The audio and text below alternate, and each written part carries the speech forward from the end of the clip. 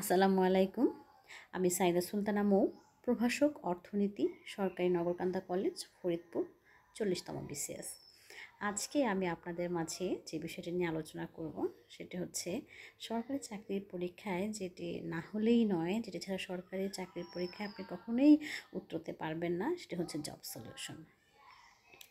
Job solution যদি কারো খুব ভালোভাবে পড়া থাকে, তিনি একটা চাকরি পাবেন। আমি নিশ্চয়তা দিয়ে বলছি যে আপনি অবশ্যই একটি চাকরি পাবেন বাংলাদেশের প্রেক্ষাপটে। তো জব সলিউশন যেহেতু অনেক বড় বই, আর এটা যেহেতু আপনার একেবারে প্রাথমিক বিদ্যালয়ের শিক্ষক নার্সিং থেকে শুরু করে একেবারে আপনার BCS পর্যন্ত সব ধরনের পরীক্ষাতেই আসলে সব প্রশ্নে, যেহেতু এটা প্রশ্ন ব্যাংক, সব এগুলোই আসলে ঘুরে ফিরে আসে, হয়তো কিছু নতুন প্রশ্ন। তো আপনাকে জব সলিউশন পড়তেই হবে, তার কোনো মাফ নেই, জব সলিউশন আপনাকে পড়তেই হবে।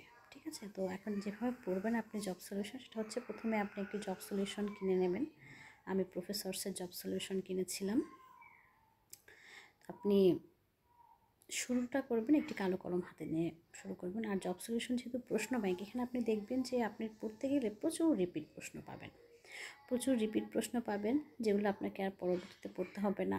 প্রচুর আগের সাম্প্রতিক, যেটা অনেক পূর্বের সাম্প্রতিক, যেটা বর্তমানের জন্য প্রচলিত নাই, সেই প্রশ্নগুলো সেগুলো আপনি নিজেই বাদ করে দিতে পারবেন। কিন্তু যে প্রশ্নগুলো যে ইম্পর্টেন্ট, আপনি পড়লেই আপনি বুঝতে পারবেন যে আসলে কোনগুলো আপনার আসলে বাদ দিতে হবে, কোনগুলো বাদ দিতে হবে না। তো প্রথমবার আপনি একটি কালো কলম নিয়ে বসবেন, যে প্রশ্নগুলো আপনি পারছেন, যদি কোনো প্রশ্ন পেরে থাকেন তাহলে তো পারলেনই, আলহামদুলিল্লাহ। আর যদি কোনো প্রশ্ন না পারেন তাহলে আপনি সেই প্রশ্নটার উপরে একটি কালো কালি দিয়ে মার্ক করে রাখেন, গোল দাগ দিতে পারবেন, যে কোনোভাবে মার্ক করে রাখবেন। তো প্রথমবার আপনি পড়তে পড়তে দেখবেন যে আপনি আসলে জব সলিউশন মানে সব শুধু রিপিট কোশ্চেন পাচ্ছেন, আপনার শেষ হয়ে যাবে। এরপরে আপনি পরবর্তীতে আরেকবার আপনি নেবেন, শেষ হওয়ার পরে তখন আপনার পড়া অনেক কমে যাবে। আপনি নীল কলম দিয়ে আরেকটা শুরু করবেন, আরেকবার রিভিশন দেওয়া। তখন আপনি যে কালো কালি দিয়ে যে মার্ক করে রেখেছেন, যেগুলো আপনি পারছেন না, সেগুলো আপনি পড়বেন। তো সেগুলোর মধ্যে দেখা যাবে আপনি এখন অনেক কিছুই পারছেন, কারণ আপনি পড়তে পড়তে দেখবেন যে ওই আগের যেগুলো আপনি পারেননি সেগুলো এখন আপনার কমন পড়ে যাচ্ছে।